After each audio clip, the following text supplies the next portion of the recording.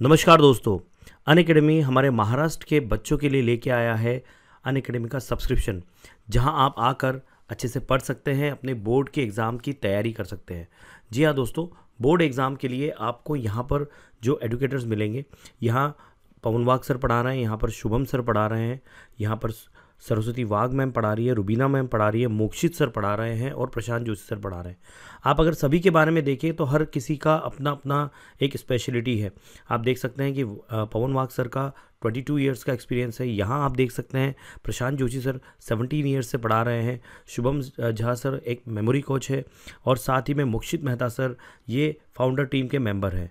साथ ही में रुबीना मैम जो है यहाँ पर आपको अलग अलग जो लेक्चर देती है, उनकी मदद से आप अपनी पूरी तैयारी बहुत अच्छे से कर सकते हैं।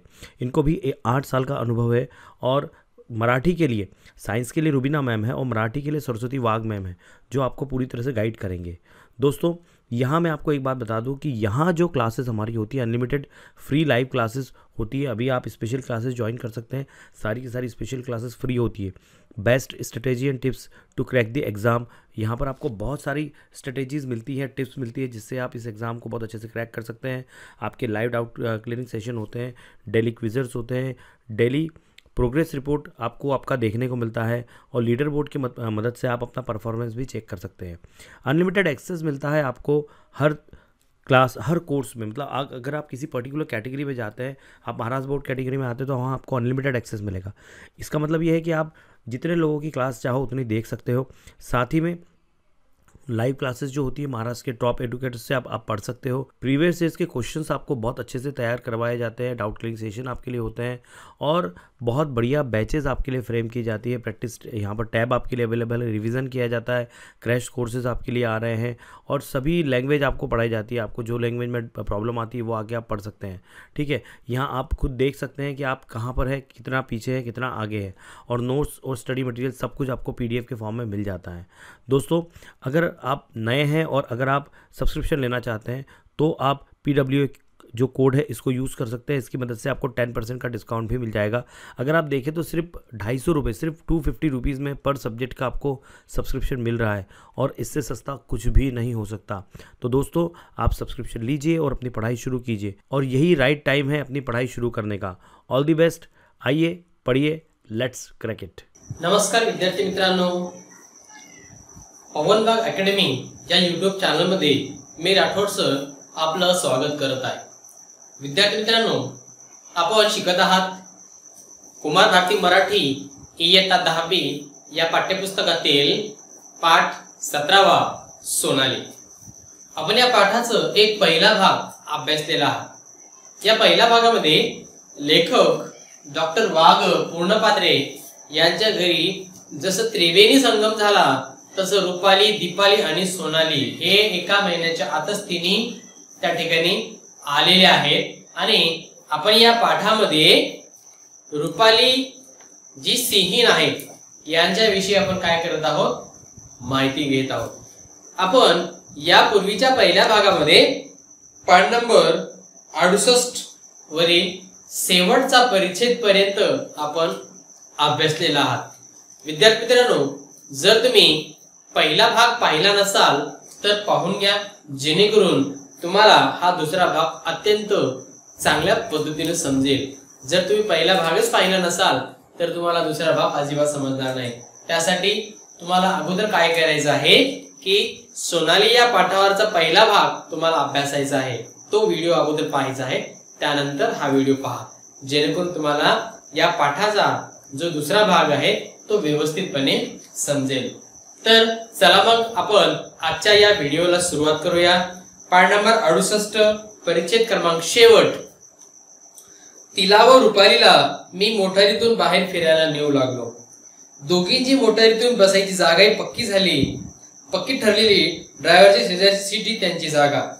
जाणाऱ्या येणाऱ्याकडे दोघी खिडकीतून टक लावून पाहत राहत। दोघींचे पुढचे पंजे दाराच्या बाहेर एडीत टाकलेले असत। बैलगाड्या, टांगे, गुरं याकडे ही जोडी डोळे विस्फारून पाहत असे।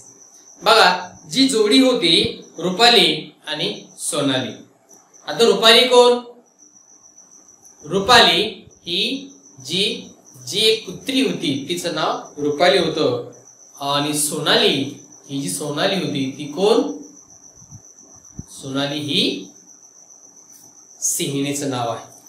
आता या दोघींची काय झाली होती, मोटारीमध्ये जेव्हा बाहेर फिरायला जायचं तेव्हा या दोघीची जागा अशी गाडीमध्ये फिक्स झाली होती, म्हणजे त्यांची जागा ठरलेली होती.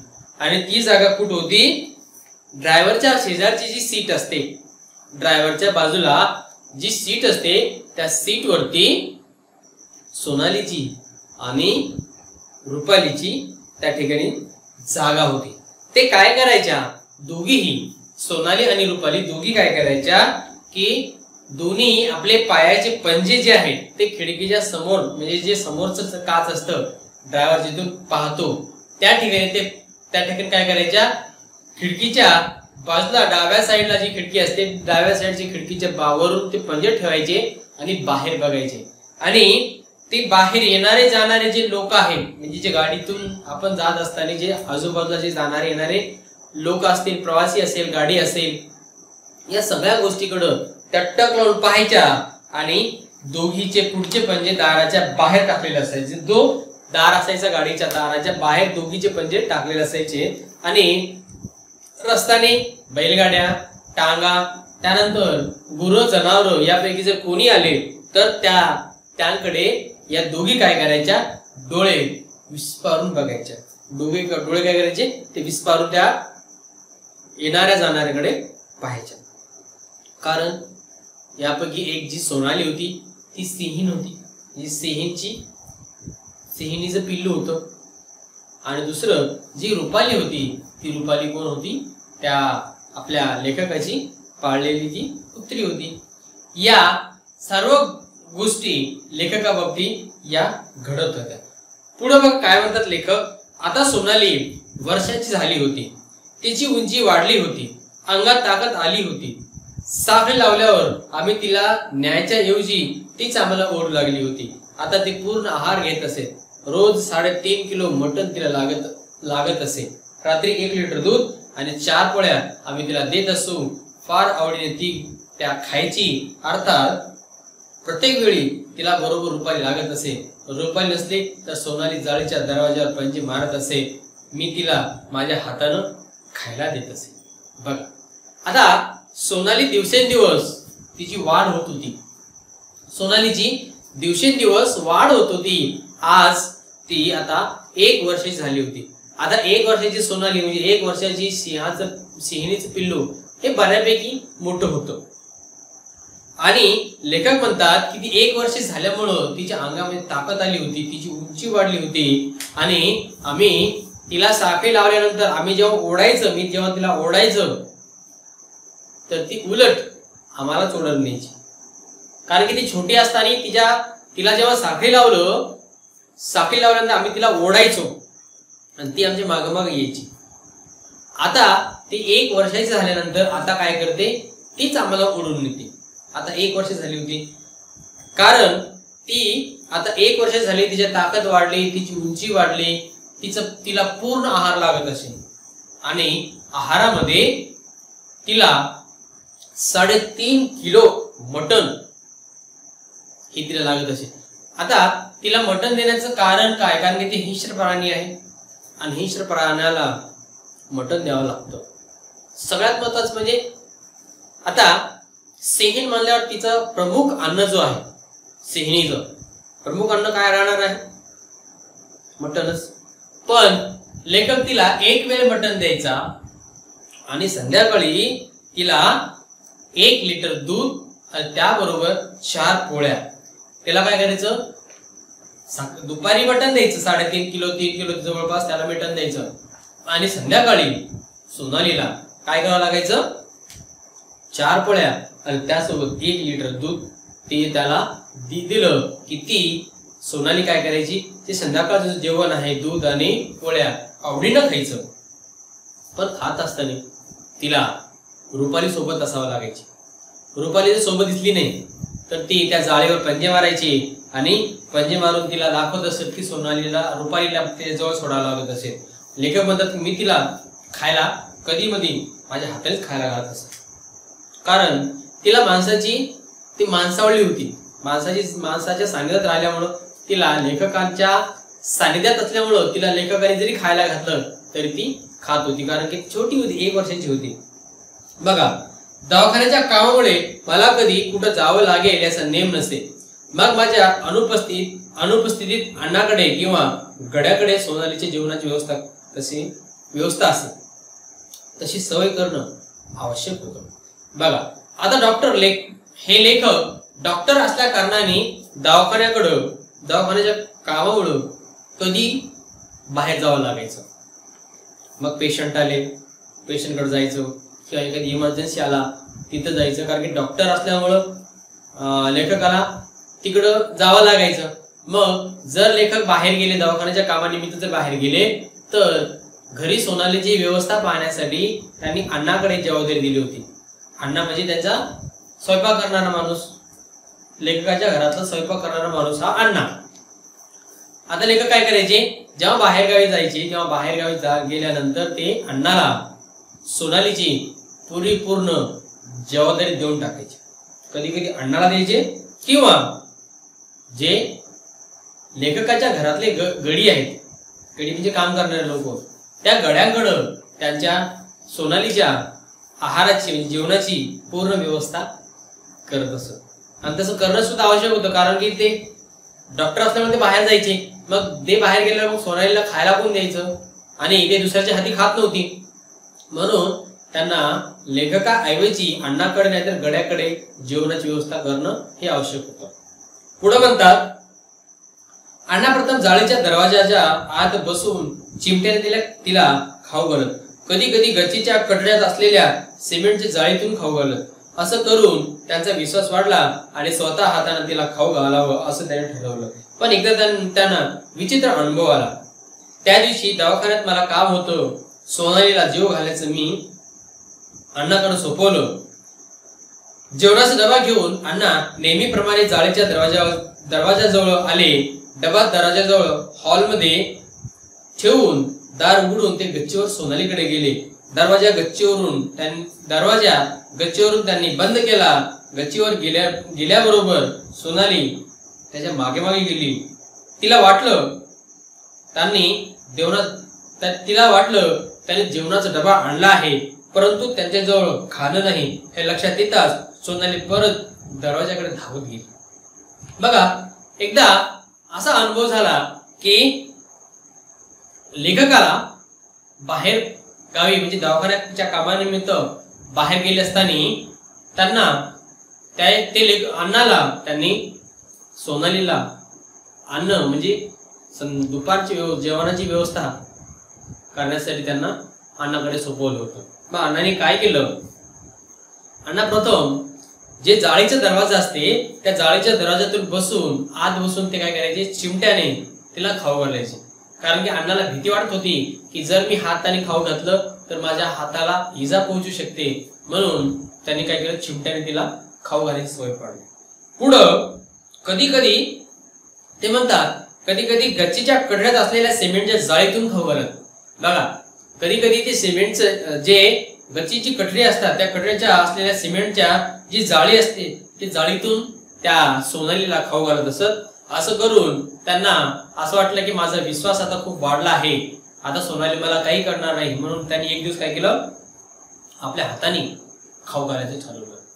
मग झालं काय की त्या दिवशी लेखक जेव्हा बाहेर गेले आणि बाहेर गेल्यानंतर त्यांनी सोनालीच्या जेवणाचं जी जबाबदारी होती ते अण्णाकडे सोपवलं होतं. आणि जेवणाचा डबा घेऊन अण्णा काय गेले, नेहमीप्रमाणे त्या जाळीच्या दाराजवळ गेले. आता जाळीच्या दाराजवळ गेल्यानंतर डबा त्यांनी काय केलं, त्या दरवाजाजवळ ठेवलं. हॉलमध्ये ठेवून दार उघडून ते गच्चीवर सोनालीकडे गेले. बघा, सोनालीकडे गेल्यानंतर दरवाजा गच्चीकडून त्यांनी बंद केला. आणि बंद केल्यानंतर गच्चीवर गेल्याबरोबर सोनाली त्याच्या मागे मागे धावली. कारण की जेव्हा अण्णाने डबा आणला आणि त्या सोनालीला वाटलं की आता माझ्यासाठी खायला आणलेला आहे, पण अण्णाने तो डबा तिथेच ठेवला आणि तसेच सोनालीकडे गेले. मग जी सोनाली होती, सोनाली म्हणजे जी सिंहिणीचं पिल्लू, त्यांनी त्या सोनालीने जेव्हा बघितलं की अण्णाजवळ काहीच नाही, मग तिला काहीतरी राग आला. मग तिनं काय केलं, त्या सोनालीने परत त्या दाराजवळ धावली, जिथं डबा अण्णाने ठेवून गेले होते त्या डब्याजवळ, त्या डब्याच्या दाराजवळ सोनाली परत त्या ठिकाणी धावत गेली. सोनाली त्यांच्या अंगावर गुरगुरू लागली, पण अण्णांना तिच्या गुरगुरण्याचा अर्थ कळाला नाही. तिला उद्देशून ते म्हणाले, सोना थांब, मी डबा आणतो, बाजूला हो. असं ते दरवाजापाशी जाताच सोनालीने एक मोठी डरकाळी फोडली. बघा, आता जेव्हा अण्णाने डबा आणला, डबा त्याने दाराजवळ ठेवलं, सोनालीला वाटलं की आता माझ्यासाठी खायला काहीच आणले नाही. तेव्हा त्यांनी ती सोनाली परत दाराजवळ पळत आली आणि हे आल्यानंतर ती सोनाली अण्णावरती गुरगुरायला लागली. तिला वाटलं की मला खायला आणलेलं नाही, म्हणून तिला राग आला असेल. मग तिनं काय केली, गुरगुरायला लागली. मग अण्णांनी सोनालीला सांगितलं की सोना थांब, मी डबा आणतो, बाजूला हो. असं त्यांनी म्हणल्यानंतर सोनालीनं काय केलं, परत एक मोठी डरकाळी ठोकली. अण्णा त्या दरवाजाजवळ गेलेच, जाताच त्यांनी काय केलं, सोनालीने एक मोठी डरकाळी फोडली.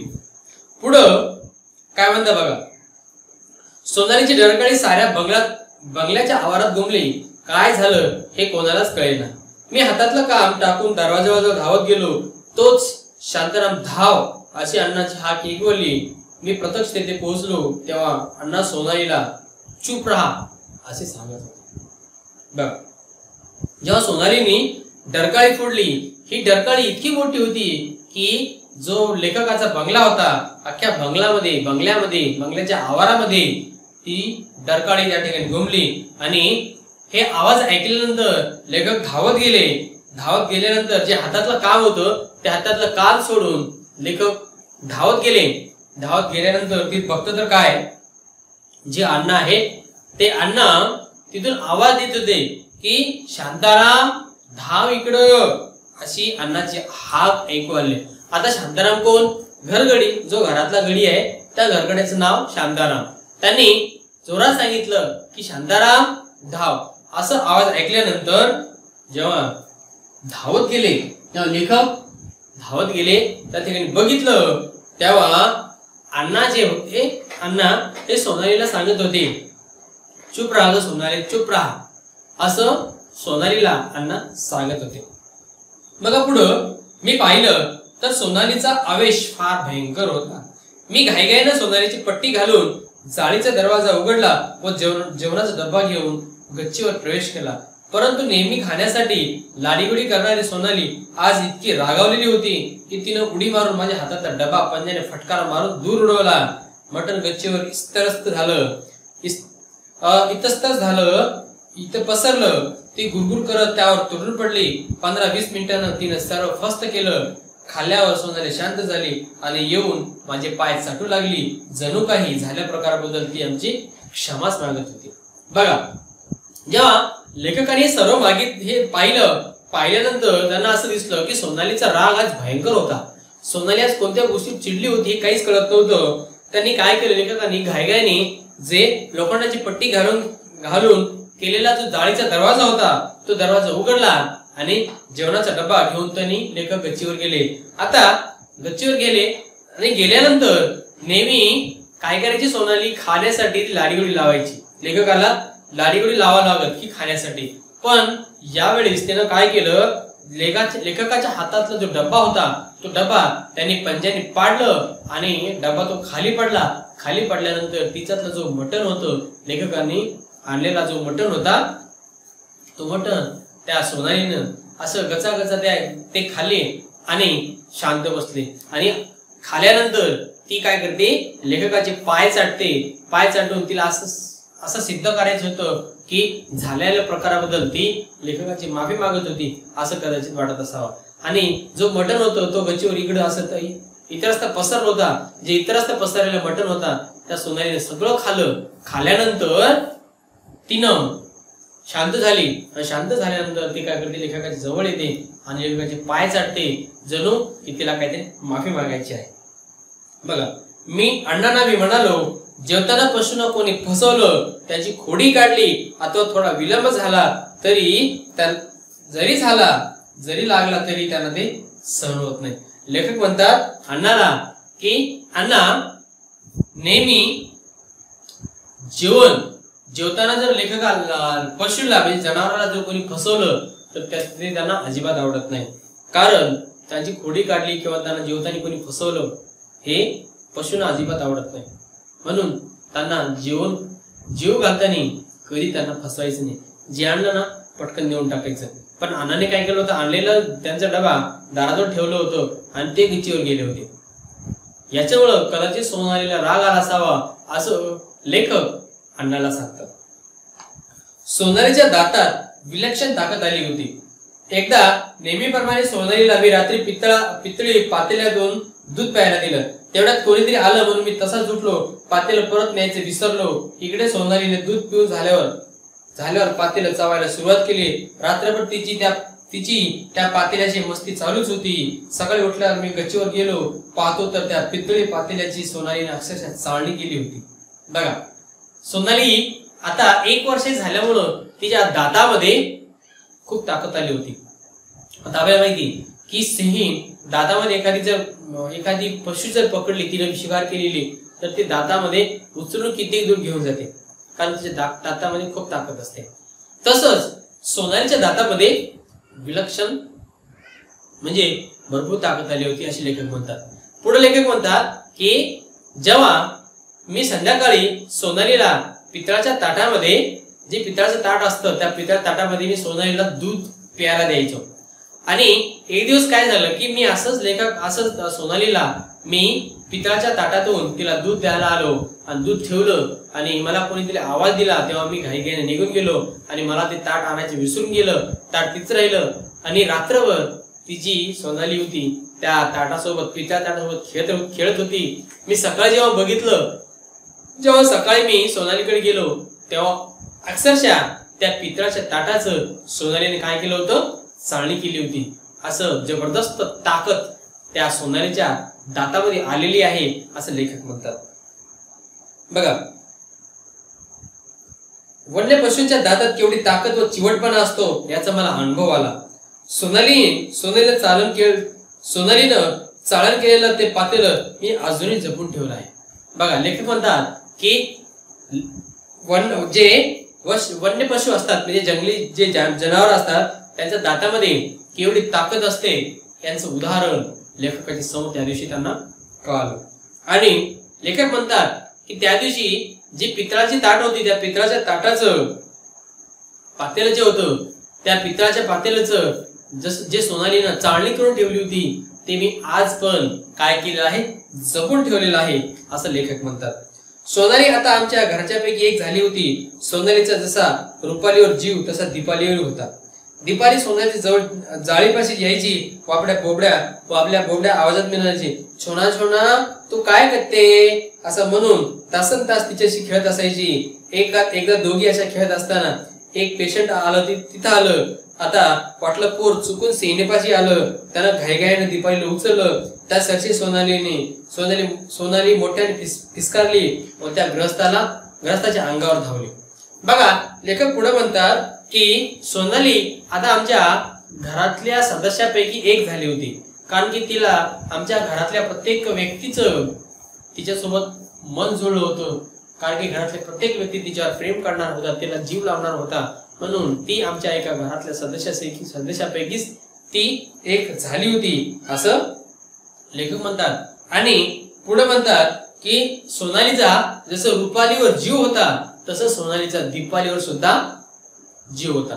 दीपाली म्हणजे कोण? डॉक्टरची नात म्हणजे लेखकाची नात. आता लेखक म्हणतात की एकदा काय झालं की दीपाली सोनालीला जी जाळी गेली होती त्या जाळीजवळ जायची आणि काय सांगायची तिला, आपल्या बोबड्या आवाजात सांगायची, छोना छोना तू काय करते असं बोबड्या आवाजामध्ये ती सोनाली जी दीपाली आहे ती दीपाली सोनाली सांगायची आणि ती सोनाली आणि दीपाली तासन तास खेळत राहायची त्याच्यासोबत। एकदा काय झालं की पेशंट आलं म्हणून मी तिथून दीपाली आणि सोनाली पासून दूर गेलो, तर त्या एका पेशंटने काय केलं, कोणाच तरी मुलगा किंवा कोणाच तरी पोरग कोणाच तरी पोर चुकून सिंहिणीपाशी आलेला आहे म्हणून त्यांनी घाईघाईने दीपालीला उचललं। जेव्हा घाईघाईने दीपालीला उचललेलं बघितलं सोनालीने बघितल्यानंतर त्या सोनालीने लगेच त्या माणसाच्या अंगावर धावून गेली आणि त्या माणसावरती फिसकारली आणि त्या माणसाच्या अंगावरती काय गेली, धावत गेली। तिचं अवसान बघून त्यानं दीपालीला तिथेच टाकलं।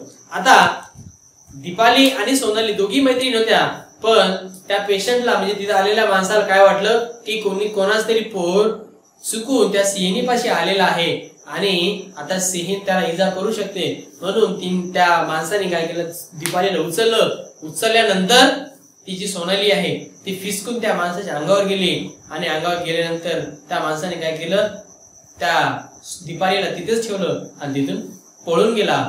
अशी गोष्ट दीपाली आणि सोनाली यांच्यामध्ये झालेली आहे। पुढे पहा, आतल्या बाजूला अण्णा होते। सोनालीचा आवाज ऐकून अण्णा स्वयंपाकघरातून बाहेर आले व म्हणाले, काय रे, काय झालं? बघा, जेव्हा त्या माणसाने दीपालीला सोडलं आणि दीपाली त्या माणसावर जेव्हा अंगावर धावून गेली, तेव्हा अण्णाच्या कानावर काहीतरी शब्द त्या सोनालीचा आवाज गेला आणि अण्णा धावत बाहेर आले आणि आल्यानंतर ते म्हणतात की काय रे, काय झालं? बघा, तेव्हा समोर म्हणतात दीपा सिंहाच्या तावडीत सापडली आहे। त्यानं अण्णांना सर्व प्रकार सांगितला। जो व्यक्ती आहे तो व्यक्ती त्या अण्णाला सांगतात की दीपा जी आहे म्हणजे दीपाली सिंहाच्या तावडीत सापडली आहे, असं तो जो व्यक्ती आहे तो अण्णाला सांगतो।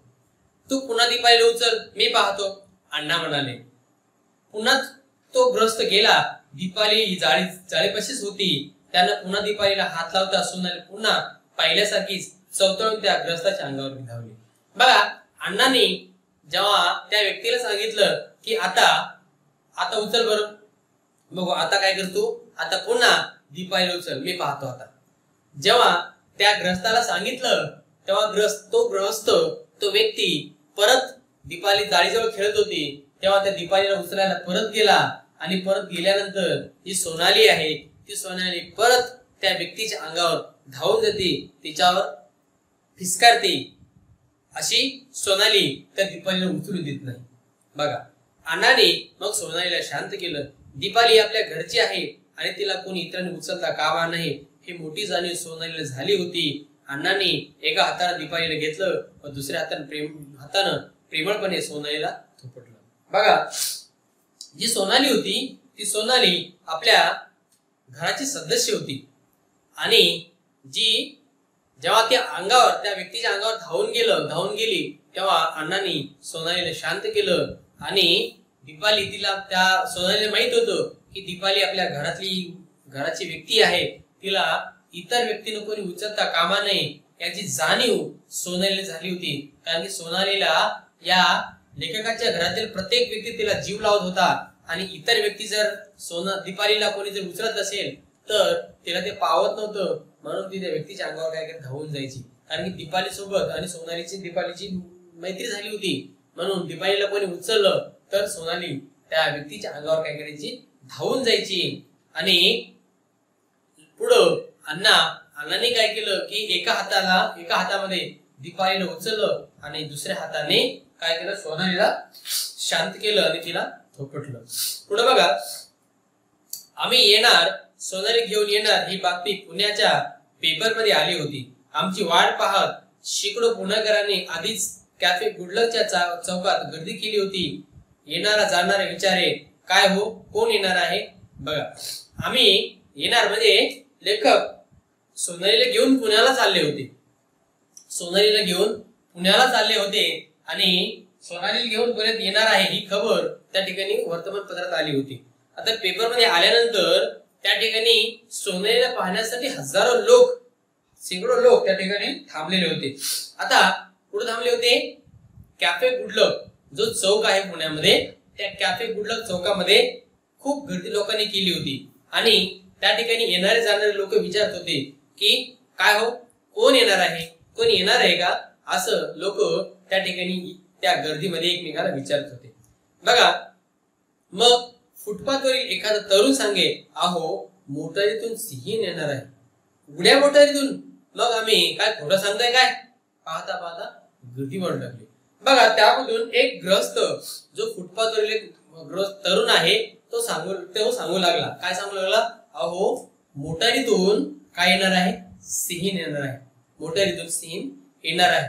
आणि लेखक त्या ठिकाणी लोक म्हणतात की उघड्या मोटारीतून.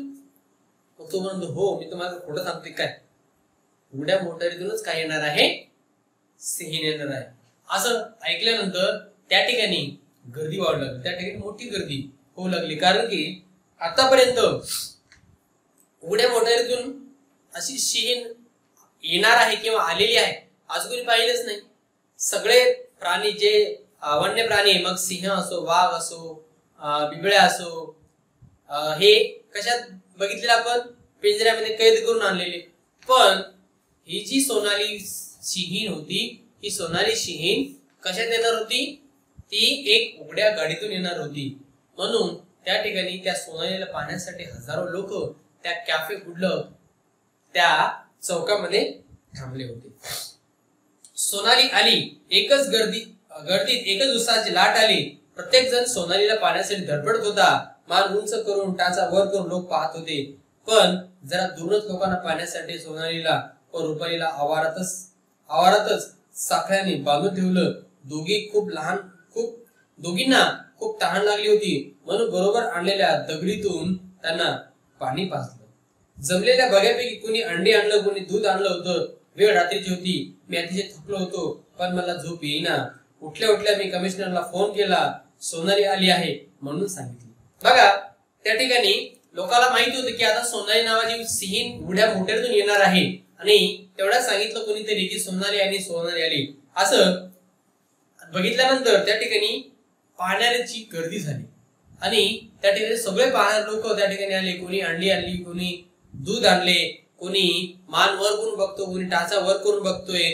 आणि लोकांना दूरच पाहण्यासाठी, लोकांना सोनालीला आणि रुपालीला पाहण्यासाठी त्या आवारामध्ये काय केलं? साखळीने बांधून टाकलं.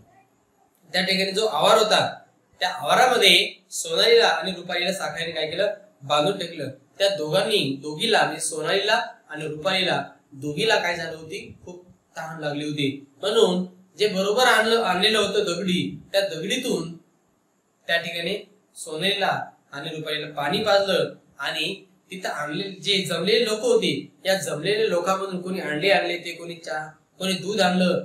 वेळ रात्रीची होती. लेखक म्हणतात की खूप थकलो होतो कारण प्रवास खूप मोठा होता. थकलो होतो तरी मला झोप लागली नाही. आणि जेव्हा सकाळ झाल्यानंतर मी अगोदर काय केलं? उठल्या जे पुण्याचे कमिशनर होते त्या कमिशनरना फोन केला आणि सांगितलं की सोनाली आलेली आहे असं सांगितलं. पुढे म्हणतात, पेशवेबाग शेवटचा टप्पा. तिथे ही स्त्री पुरुष लहान मुलं याची गर्दी. महापौराने सोनालीचा औपचारिक स्वीकार केला. लोकांनी टाळ्यांचा कडकडाट केला आणि तिला आतल्या पिंजऱ्यात सोडायचं होतं. म्हणून सोनालीच्या गळ्याभोवती असलेला माझा पट्टा व साखळी मी सोडली. बघा, सोनालीचा जो शेवटचा टप्पा होता, तो शेवटचा टप्पा म्हणजे पेशवेबाग हा सोनालीचा शेवटचा टप्पा होता. तिथेही भरपूर स्त्री पुरुष ते बघणाऱ्याची गर्दी, लहान मुलांची गर्दी खूप झाली होती. आणि तेव्हा महापौराला फोन केल्यानंतर महापौर त्या ठिकाणी आले. महापौर आल्यानंतर त्यांनी सोनालीचा एक औपचारिक पद्धतीचा त्यांचा स्वीकार केला. आणि स्वीकार केल्यानंतर त्या ठिकाणी जे जमलेले लोक होते त्या जमलेल्या लोकांनी टाळ्या वाजवले. आता तिला काय करायचं होतं? सोनालीला जे आतला पिंजरा आहे त्या आतल्या पिंजऱ्यामध्ये तिला सोडायचं होतं. म्हणून सोनालीच्या गळाभोवती लेखकाने मुंबईहून आणलेला जो पट्टा होता, तो पट्टा व साखळी लेखकाने सोडून घेतली. बघा, माझी सोनालीवरची प्रेमाची मालकी संपली.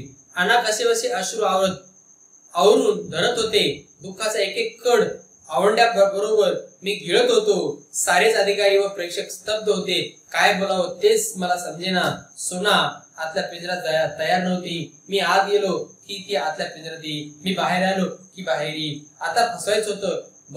फसवणं तिला आत कोणं शक्य होतं. म्हणून मी रुपालीला प्रथम आतल्या पिंजऱ्यात पाठवली. तिच्या पाठोपाठ सोनाली पिंजऱ्यात गेली. मी दरवाजा बंद केला. मग पिंजऱ्याचा दरवाजा थोडासा उघडून रुपालीला बाहेर ओढलं. मग चटकन दरवाजा लावला. बघा, जेव्हा त्या ठिकाणी गर्दी जमल्यानंतर लेखक म्हणतात की माझा आज शेवटचा जो अधिकार होता, माझ्या प्रेमाचा जो अधिकार होता, या ठिकाणी माझा संपला होता. कारण मी सोनालीला लहानाची मोठी केलं आणि आज मला या पेशवेच्या बागेमध्ये काय करावं लागणार आहे, मला सोनालीला सोडावं लागणार आहे. आणि माझ्या या सोनालीवरचा जो प्रेमाचा हक्क आहे, तो प्रेमाचा हक्क मालकी माझी संपणार आहे.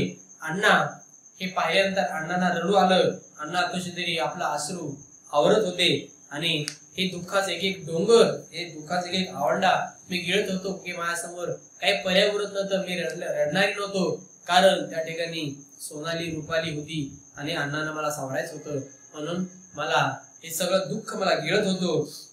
हे पाहून सगळे अधिकारी आणि तिथले जे लोक होते ते सगळे स्तब्ध होते, आश्चर्यकारक बघत होते. काय बोलावं मला तेच कळेना. आता जी सोनाली जी होती त्या सोनालीला आतल्या पिंजऱ्यात सोडायचं होतं, पण सोनाली आतल्या पिंजऱ्यात जायला तयार नव्हती. जेव्हा मी पिंजऱ्यात गेलो तेव्हा माझ्या मागे यायची. जेव्हा पिंजऱ्याच्या बाहेर आलो तेव्हा माझ्या मागे ती बाहेर यायची.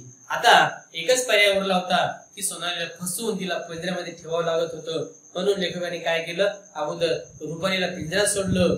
रुपाली पिंजऱ्यात सोडल्यानंतर त्या रुपालीच्या माग सोनाली गेली आणि सोनाली गेल्यानंतर ते पिंजऱ्याचं दार बंद केलं आणि पिंजऱ्याचं दार थोडं उघडून रुपालीला बाहेर काढलं. बाहेर काढल्यानंतर तो दार पटकन लावला आणि त्या पिंजऱ्यामध्ये ती सोनाली अडकली होती. बघा, सोनाली एकटीच पिंजऱ्यामध्ये राहिली. मुकेपणानं प्रेम करणारी रुपाली पिंजऱ्यासमोर उभी राहून डोळे भरून तिच्याकडे पाहत होती. रुपाली बाहेर, मी बाहेर, अण्णा बाहेर. सोनाली आळीपाळीने आमच्याकडे पाहत होती. ती कडी कुलूप सोनाली बिथरली, घराघरात फिरू लागली, मोठ्याने ओरडू लागली, पिंजऱ्याबाहेर येण्यासाठी धडपडू लागली. जड अंतकरणाने पिंजऱ्याकडे पाठ फिरवली आणि मुकाट्यानं गाणे जाऊन बसलो. बघा, किती कठीण प्रसंग लेखकाच्या आयुष्यामध्ये या ठिकाणी आलेला आहे. कारण की ज्या प्राण्याला त्यांनी लहानापासून मोठं केलं त्या प्राण्याला आज कायमचं त्या प्राणी संग्रहालयामध्ये त्या पेशवे बागेमध्ये त्या लेखकाला सोडावं लागत होतं. म्हणून जड अंतकरण झालं होतं. आपण किती एखाद्या प्राण्याला लळा लावली, प्रेम केलं आणि त्याला आपण पालन पोषण केलं, एक दिवस आपल्याला सोडावं लागत असेल तर आपल्याला सुद्धा खूप त्रास होतो. तसं लेखकाला त्रास झाला आणि त्या ठिकाणी जेव्हा लेखक त्या पिंजऱ्यामध्ये सोनालीला सोडलं आणि आता सोनाली ती एकटीच पिंजऱ्यामध्ये राहिली होती. मी पिंजऱ्याच्या बाहेर होतो, रुपाली पिंजऱ्याच्या बाहेर होती, अण्णा बाहेर होते. आता जी सोनाली होती ती आळीपाळीने इकडे तिकडे आमच्याकडे पाहत होती. कारण की ती गजाच्या मध्ये कधीच राहिली नाही. कधी त्या सोनालीला कडी कुलूप लावायची गरज पडली नाही. आता सोनाली बिथरली होती. ती घराघरात फिरू लागली. ती मोठ्या मोठ्याने ओरडत होती. तिला पिंजऱ्यात बाहेर यायचं होतं. पिंजऱ्याच्या बाहेर येण्यासाठी ती धडपडू लागली. कारण ती कधीही या आजच्या दिवसापर्यंत सोनाली कधी पिंजऱ्याच्या मध्ये अडकली नव्हती. ती कधी अशी मोकळी राहायची. तिला माणसाची सवय लागली होती. त्या लेखकाच्या सगळ्या घरांच्या व्यक्तीच्या सोबत ती व्यवस्थित राहायची. तिला कधीही असं कधी वाटलं नाही की मी वन्य प्राणी आहे. जेव्हा तिला खायला मिळायचं तेव्हा ती खायची. ती कधीही असं वन्य प्राण्यावर कोणावर हमला केला नाही. आज त्या सोनालीला कुठं सोडावं लागत होतं, लेखकापासून दूर जावं लागत होतं आणि लेखक जड अंतकरणाने त्या पिंजऱ्याकडे पाठ फिरवलं आणि जाऊन गाडीमध्ये बसले. अशा जड अंतकरण जाऊन लेखक या गाडीमध्ये बसले आणि सोनालीला कायमचं त्या पेशवे बागमध्ये सोडून लेखक घरी आले. असा जो दुःखद शेवटचा प्रसंग होता आणि हे सत्य घटनावर आधारित या पाठामध्ये आपण पाहत आहोत. विद्यार्थी मित्रांनो, ही जी घटना आहे अशी काल्पनिक घटना ही नाही, ही सत्य घटना आहे आणि सत्य घटनेवर आधारित हा पाठ आपल्या समोर लेखक डॉक्टर वाघ पूर्णपात्रे यांनी आपल्या समोर आणलेला आहे. सोनाली एक सिंहीण होती. तिला पुण्याच्या जे पेशेबाग आहे त्या पेशेबाग मध्ये सोडलं होतं आणि तिला माणसाचे लळा लावणारे जे लेखक होते ते डॉक्टर वाघ पूर्णपात्रे हे होते। अशी ही सत्य कथेवर आधारित ही जी कथा होती ही आज आपण या व्हिडिओच्या माध्यमातून पाहिलं। विद्यार्थ्यांनो, तुम्हाला हा व्हिडिओ कसा वाटला अवश्य कळवा। मला आशा आहे की तुम्हाला हा व्हिडिओ अवश्य आवडला असेल। जर आवडला असेल तर लाईक करायला विसरू नका आणि आमच्या पवन वाघ अकॅडमी युट्यूब चॅनलला सबस्क्राईब करा। पाहत रहा पवन वाघ अकॅडमी युट्यूब चॅनल। धन्यवाद।